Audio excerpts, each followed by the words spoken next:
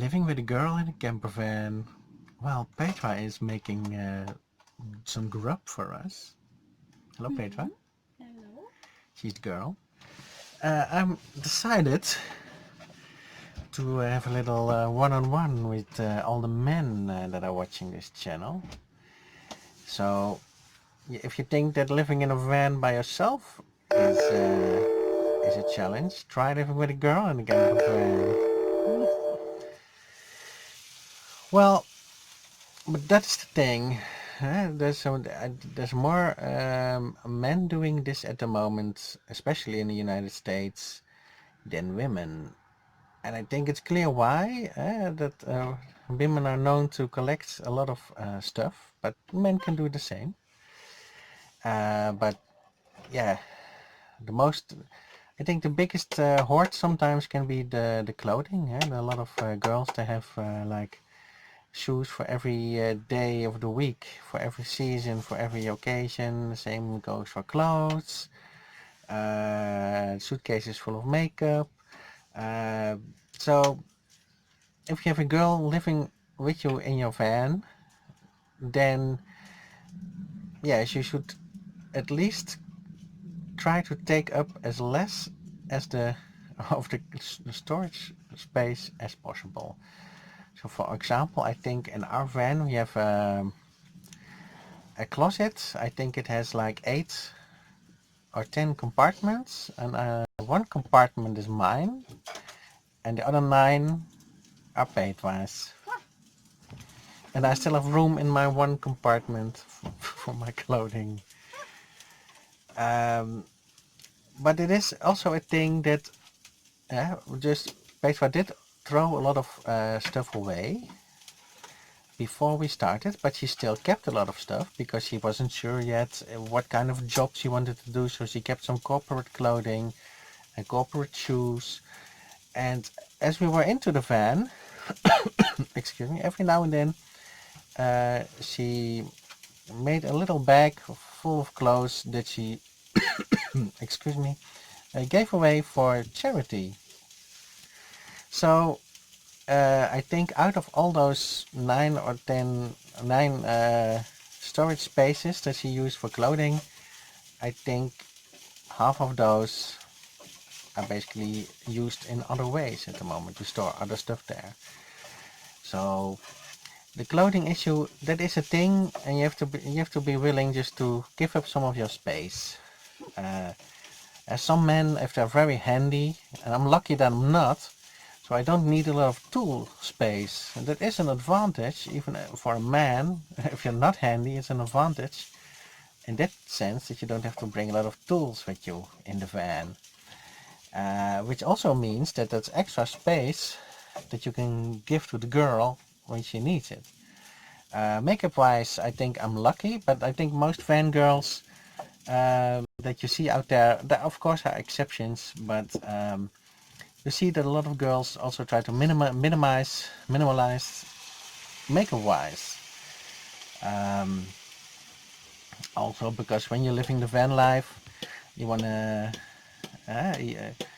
you're out more in the open, and especially when it's hot, you don't want to be all plastered up like when you go into a corporate environment. That's not necessary anymore. And same that people who do make themselves up and pretty when they go to work, even if when they go on vacation, they can also deal with less of that. So if you have a girlfriend or a wife and you're trying to soften her up for that camper van life or RV life, just compare it with a vacation. Say, look, honey, when we're going on holiday, you usually bring 1 or 2 suitcases. Um, and usually in those 1 or 2 suitcases, she will put everything that she, yeah, most would like to wear. And the things she leaves home are basically things she can go without when transitioning into the van life.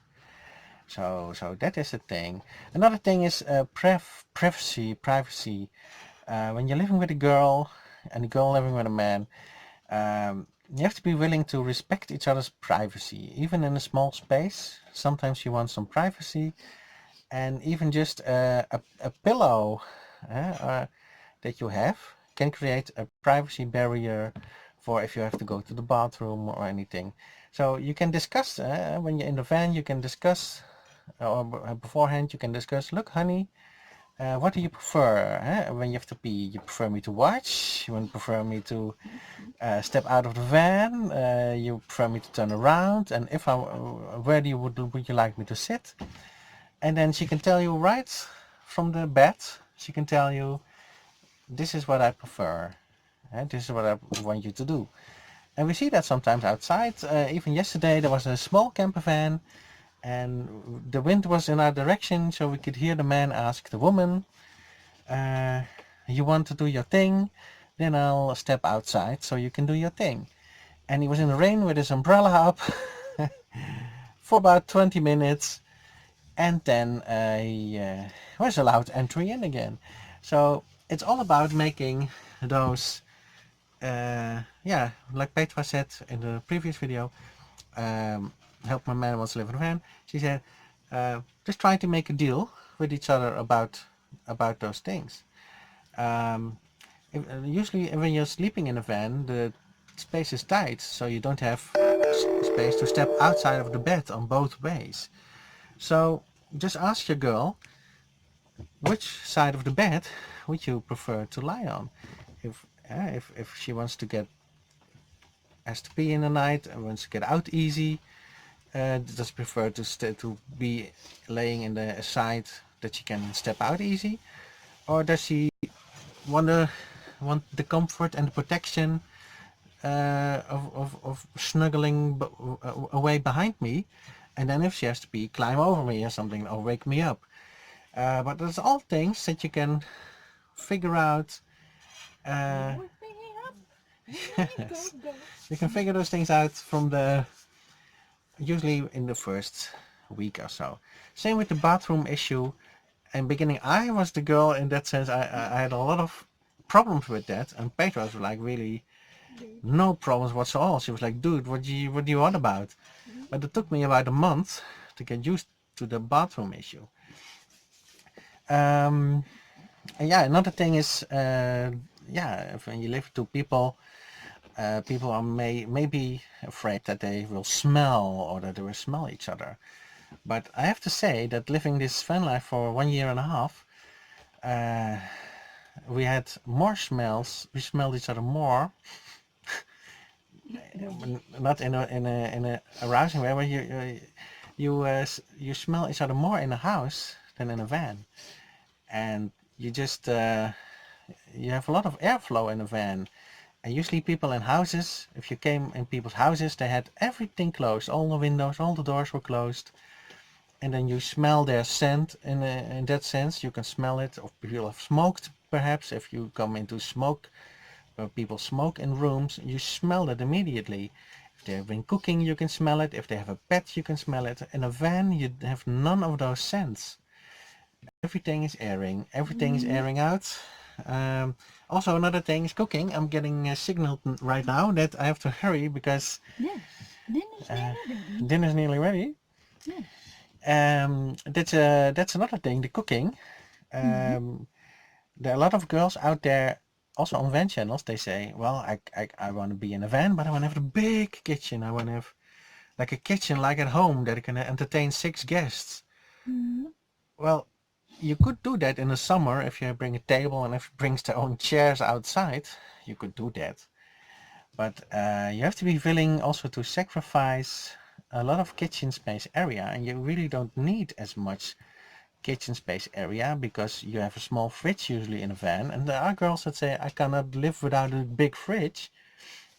You have to be a bit lucky that the girl that you have, that I have, can. If you have a small fridge, you go to the shop earlier, you buy more fresh produce. The fridge half the time, when we, but also because of a low budget, but the fridge half the time isn't even filled to the max yet, and it's just a small fridge, the size of a cooler contains basically. So that is something, but that's the same for if you go camping with your girlfriend. then she can also cook on that small one burner stove with a pan. So if you can do that sort of thing, if you really want your girl to become a van girl, just go camping. Go luxury camping, glamping, use a big tent, and just see how that goes. And if it goes well, that's a good sign usually. If you have a girl that doesn't at all want to live in a van, that can create a big of a yeah, that can create a bigger problem, because you might eventually grow apart. If the man says, I really want to sell my house and I want to go full time on the road, and the girl says, well, I'm fine with it for a week, a year, but the rest of the year I really want to enjoy my house and my comfort of my house, and when I come home after work, it might lead eventually until you grow apart, or in some cases that you can work something out where the man goes on his travels and the girl stays at home. Sometimes can work out. Then you give each other more privacy. The man goes on a long fishing trip or camping trip or van trip, and the girl has a chance to clean the house. And cleaning is another thing. It's really easy to keep a van clean. You have a very small surface. It's very easy to clean. It takes much less of your day to clean. And even if you don't like cleaning, it's very easy to do. And I remember I had a relationship in the past, and we have fights. I had fights with my other girlfriend about that she thought, other girlfriend, yeah, that's another topic for another video. And she thought that I should clean more, should vacuum the house every day. I had another girlfriend. She made a cleaning roster for me. Well, you can imagine, perhaps, lazy that I am, those relationships didn't work out. The same thing is, if you could imagine the same thing if you have a girl who says, I really want kids, and you say, well, I don't know if I want kids. I know it's off topic, and that can create a problem too in a relationship. If one of the parties says, I want a kid, and the other says, I want a career, or I don't want that, can create a problem. Same with a pet. If one says, I want a goldfish or a dog, somebody says, well, I want a dog, but I don't want to walk it. Will you walk it? In all those cases, you have to make deals with each other. And then if you make the deal, then usually it will work out. It becomes more of a problem if you cannot make deals with each other and just grow frustrated and angry with each other. Yeah, another good thing is if you think because you will be together a lot, just look at your relationship with the girlfriend you have or your wife, and how are you both when you are on holiday? How are you when you're together the whole day in the holiday? How does that go? Do you fight a lot? Do you argue a lot about? One person says, well, I want to eat in a restaurant, and another says, no, I just want to grab something from the fast food chain or from a street vendor. There's one want to go visit museums, and the other want to go survivaling. So do you have a lot of conflicts when you're on vacation, or does that go well? That's a very accurate way to test your compatibility when you're together a lot. A lot of hours you will be together. Not saying that you can, because it's also important to give each other space. And even in a small van, you can give each other plenty of space. You can create your own corner, like this is my corner. Petra has her corner over there. It's a bit bigger. But yeah, just make your own corner, and in that own corner, Petra has her photography stuff in her corner. I have my laptop stuff in my corner, and it goes amazingly well. And sometimes she will go out to take pictures, and I will work on my laptop, and Petra will make a puzzle or edit some photos or work on the selecting photos or put them on the website. And yeah, just just make sure that you have a great time together. And I think you can live perfectly with a girl in a camper van.